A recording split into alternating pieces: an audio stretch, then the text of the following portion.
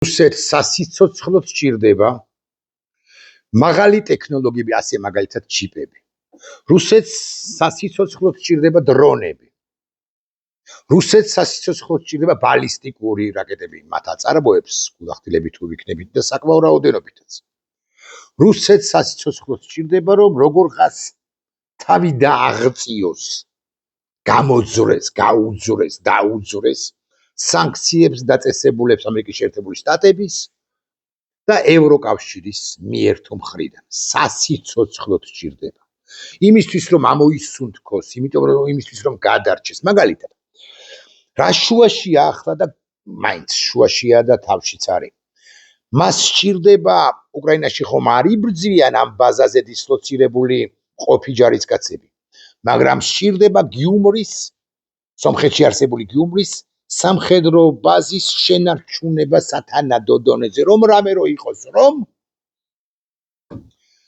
ერევანზე მიიტანოს შეტევა გიუმრის ბაზიდან. ეს კარგად უნდა გავიგოთ, გავისიგრძეგანოთ. რუსეთს სჭირდება აფხაზეთში და ცხინვალის რეგიონში არსებული სამხედრო ბაზების არამხოლოდ შენარჩუნება, არამედ გაძლიერებაც. დრონები შეიძლება სულაც არ არის საჭირო მოცემულ ეტაპზე ყოველ შემთხვევაში აფხაზეთში, სოხუმში, მაგალითად, ოჩამჩირეში, მაგალითად, სამხედრო ბაზისთვის, თუმცა დრონები საჭიროა, რა საკვირველი, რა თქმა უნდა. მაგრამ პირველ ყოვლისა საჭიროა ელემენტარული პური. საწვავზე ოდნავ მოგვიანებით ვიტყვი, პურია საჭირო. ხდება თუ არა სათანადო რაოდენობით პური აფხაზეთში, ანუ ხორბალი, თქმილი, იწარმოება თუ არა, ან ხდება თუ არა რუსეთიდან იმპორტი აფხაზეთის ტერიტორიაზე ფქვილისა, ხდება ალბათ. იმდენი ჯარისკაცი დაახლოებით 3200. ჯარისკაცი რამდენიც არის 3500-მდე სულ მაქსიმუმ აფხაზეთში, მათი მომარაგება უხეშად დღეში თითო პური 3500 პურის ჩატანა მიტანა ამ ბაზებამდე არ არის მოცემულ ეტაპზე რთული, თუმცა ხვალშედება ესეც გაუჭირდეთ ეგრამაგის პასუხია, მაგრამ პურს ასე ვერ ჩააგდებ პირდაპირ მნიშვნელობით ოჩამჩირეში, სოხუმში, გუდაუთაში. საწვავი სჭირდება. ოღონდ საწვავი მარტო ავტომობილებისთვის არა. იქ არსებული მძიმე ტექნიკისთვის, რომ მუდმივ მზადყოფნაში იყოს. იქ არსებული იმ სამხედრო ინფრასტრუქტურისათვის, რომლის შენარჩუნებაც აუცილებელია. რუსეთს ძალიან უკიდურესად უჭირს საწვავი საკუთარივე ტერიტორიაზე, მათ შორის კრასნოდარის ოლქში კი არა, მოსკოვში, რიგებია საწვავზე. და ვის ცალია, ვის ცხელა ახლა აფხაზეთის არადა შესანარჩუნებელია ეს ოხერი და ტიალი, ბლად. უკაცრავად. მაგრამ მეორე მხრივ ბოდიშის მოხდის გარეშე კარგად რომ აგიხსნათ. იმიტომ ვიბილდ სიტყვავე ახლა. მოსკოვსაც, პეტერბურგსაც ვერ ამარაგებს სათანადოდ რიგებია ერთმანეთი დახოცეს რუსებმა, ჩაარტყეს თავში. რიგითმა პირებმა, რიგითმა მოქალაქეებმა, საწვავის რიგში მდგომებმა, მყოფებმა.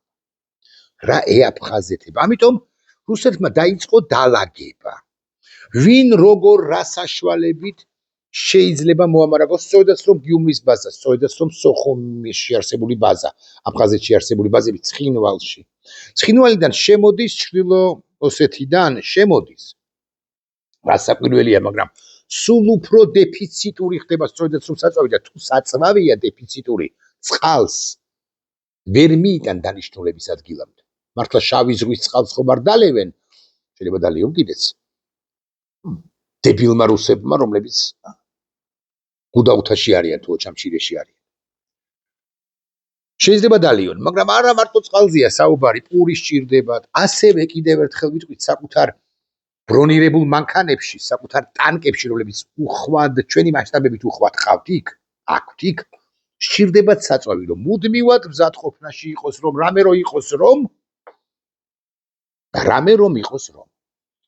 შესაბამისად, სხვადასხვა ხლართებით რუსეთმა საკუთარ ქვეყანაში არსებული რუსი ქართველი ბანდიტების, ფიფია, გიორგაძე, შმიორგაძე ვიღაცებთან ერთად დაალაგა ეს სქემა, რომ საქართველოდან არჩენი საქართველოდან უხეშად თბილისიდან ენგურ გამოღმიდან ენგურ გაღმა აფხაზეთს და მის ბაზებს უნდა მიაწოდოს როგორღაც საწვავი ბენზინი ასე ვიტყვი ესოდენ აუცილებელი იმიტომ რომ იქ ზემოდან კრასნოდარის ოლქის სოჩიდან ესე აღიხსნით ხო ადლერიდან სოჩიდან ვეღარ ახერხებს სათანადოდ უზრუნველყოფას მე არ ვიცი რაოდენობები სიმართლე გითხრათ მაგრამ რა რაოდენობებიც არის საუბრობთ შირდება ვეღარ ახერხებს დაიწყო დალაგება ნახა ეს ფიფიები სავარაუდოდ გიორგაძეები ვიღაც ტიპები პრობლემას თქვენს რომ ჩვენ საქართველოში შევისყიდით მაგალითად აზერბაიჯანულ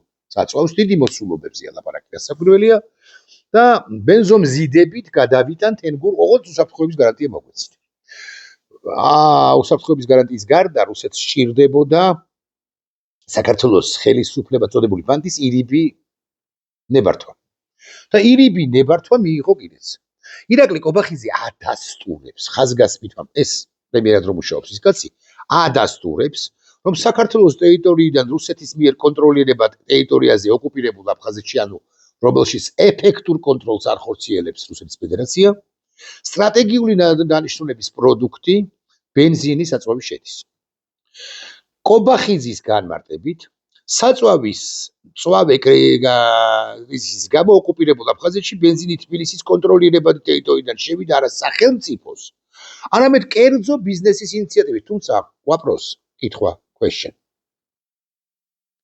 ვინ არის ამ კერძო ბიზნესის მფლობელი ეროვნებით ქართველი საქართველოს მოქალაქე ეროვნებით ქართველი რუსეთის მოქალაქე ეროვნებით რუსეთის მოქალაქე ვინ ბელარუსი რა ვიცი სირიელი თუ კვალა ლუმპურელი ხო პირობითად დასაკვირველი ჩრდილო კორეელი ბელარუსელი არ ვიცი ბელარუსი მორი მახსოვს ჩეჩენი რუსეთის მოქალაქე კობახიძე დასცენს რომ ეს ყველაფერი შესაბამისობაშია ოკუპაციის კანონთან ტყუილი და პაპუაშვილი პირში საქართველოს კანონი ოკუპირებული ტერიტორიების შესახებ ზოგადად კრძალავს ეკონომიკურ ნებისმიერ თანამშრომლობას ურთიერთობას ოკუპირებულ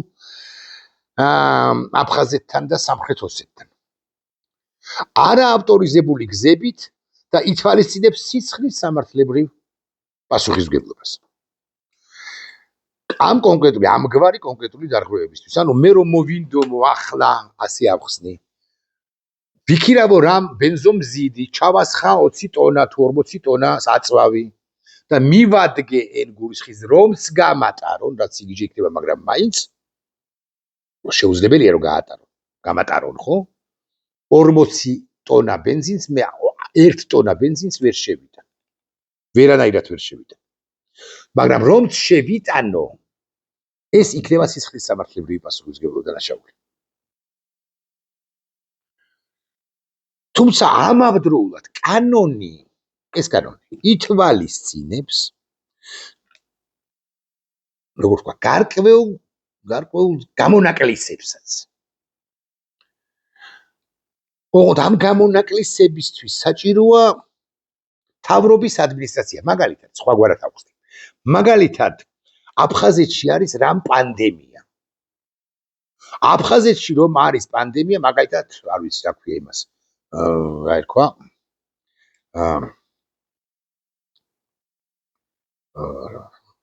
ფრინველის გრიპი მაგალითად ან H1N1 ან ებოლა ქვია ან ამ სუბოლოს რა ერქვა კაცო აღარ მახსოვს ყველა რო გავიკეთეთ ისინი რა ქვია იმას ასტრაზენეკები და ჩინური ვაქცინები რაც ქვია მოდის ვიხდი რა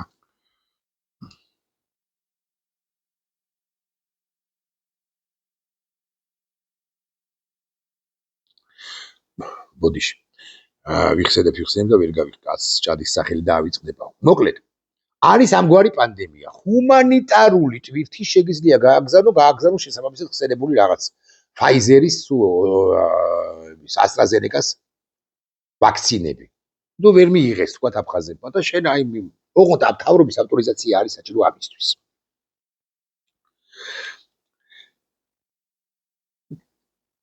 მთავრობის ავტორიზაციის გარეშე, განსაკუთრებული საგანგებო ავტორიზაციის გარეშე, შიტი ვერ შეფრინდება აფხაზეთში.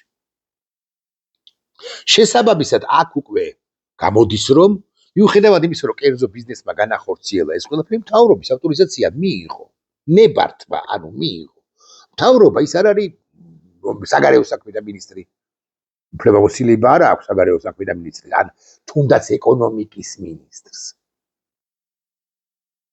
თავდაცვის მინისტრს, შინაგან საქმეთა მინისტრს, საგარეო მინისტრს, გარემოს დაცვის მინისტრს, ბუნების რაღაც სპორტის მინისტრს და ასე შემდეგ სხვებს.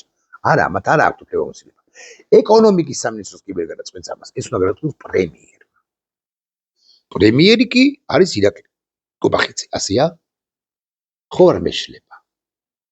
გამოდის, რომ სადღაც არსებობს მაგიდის ქვეშ დოკუმენტი, წესით უნდა არსებობდეს, მოდი ასე ვიტყვი, რომელსაც აწერს ხელს ირაკლი კობახიძე და ირაკლი კობახიძე იძლევა ნებართვას, რომ საწვავი ჩავიდეს აფხაზეთში ენგურის ხიდის გავლით. თუნდაც საზღვაო გზით, მაგრამ მაღალი ალბათობით სწორედაც რომ სახმელეთო გზაზეა საუბარი.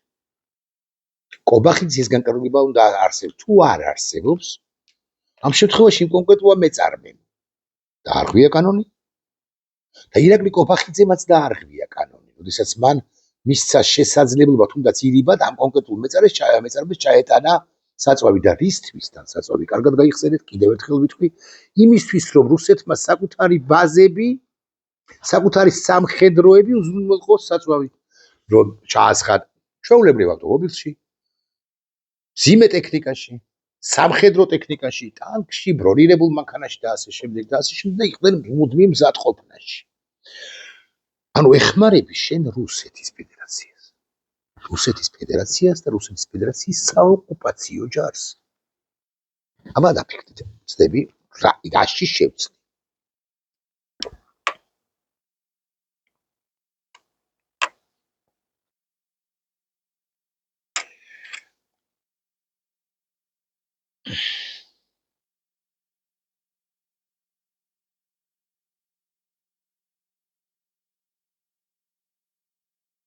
ეს არის საქართველოს კონსტიტუციის კანონების და კონსტიტუციის დარღვევა.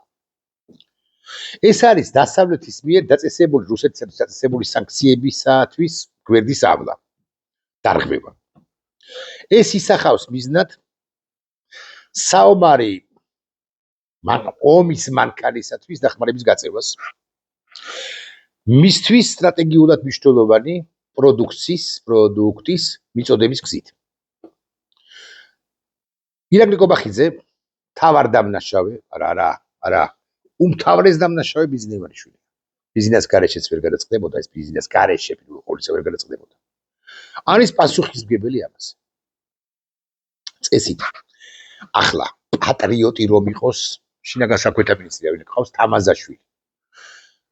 ან პატრიოტი რომ იყოს, პროკურორი ვიყავს, ესეც დამავიწყდა იმ ვირუსის არ იყოს. პრინციპში ვირუსია, ყველა ესეც ხო ვირუსები არიან. ხო, მათ უნდა დაადონ, გამოწეროთ განაწყვეტილება მიიღონ და დაადონ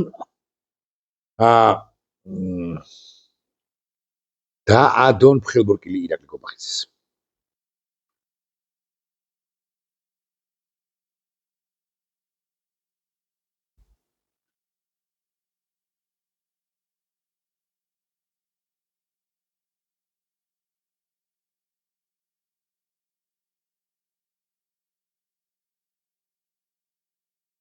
ხო, გამახსენდა, იბოდიშე, კარგია. ანუ ისიც რა დამავიწყდა და ეხლა დავძებნე ისა COVID-19 და რამ დამავიწყდა. ესენი არიან COVID-19-ები. ამ შულბაქ ხელოვნურად შექმნილები თუ ბუნებრივად წარმოქმნილები.